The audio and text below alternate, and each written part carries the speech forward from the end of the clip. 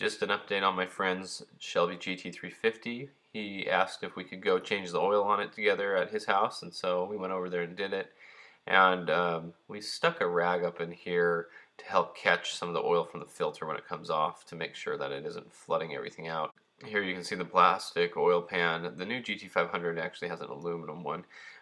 Something that's worth mentioning is this oil change is different because you have to use a filter wrench on certain year Shelbys. Some of them have a cartridge filter, some of them have a filter wrench like this one, and you can see that the top of it has an opening for the back of a socket or an extension, a wrench to go in, and that's to help torque it down with a torque wrench.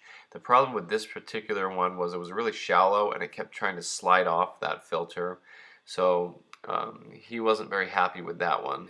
But one of the reasons you have to torque these down is because it's been known that they'll vibrate loose and catch fire if they're not torqued down, and that's why they went in the later years to the cartridge filter. So here in this little video here, we kept the inspection cover off, and you can see how much it actually vibrates at idle.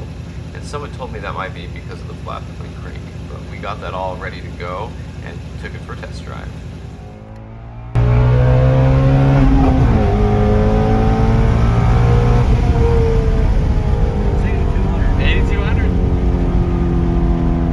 Boy, that car sounds good. These flat plane crank 5.2 liters are such awesome engines. So that's just a little update on the car.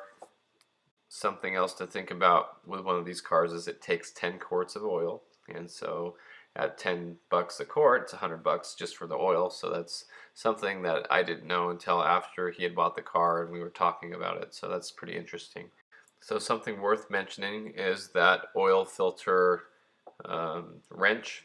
Some of the Shelbys actually came with one that has the VIN number or the chassis number stamped on it, so that's pretty cool if you have one of those. But I have seen videos where people have stripped those off trying to get them off, and they just destroy the filter, and it's really hard to get to because it's deep up in there.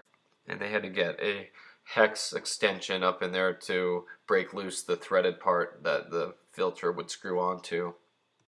But it's been a very good car. This car is low mileage, and it's the one we picked up in California with a salvage title, and it's been perfect. It's been an amazing car. So just thought I'd share that with everybody, and stay tuned for more Mustang content.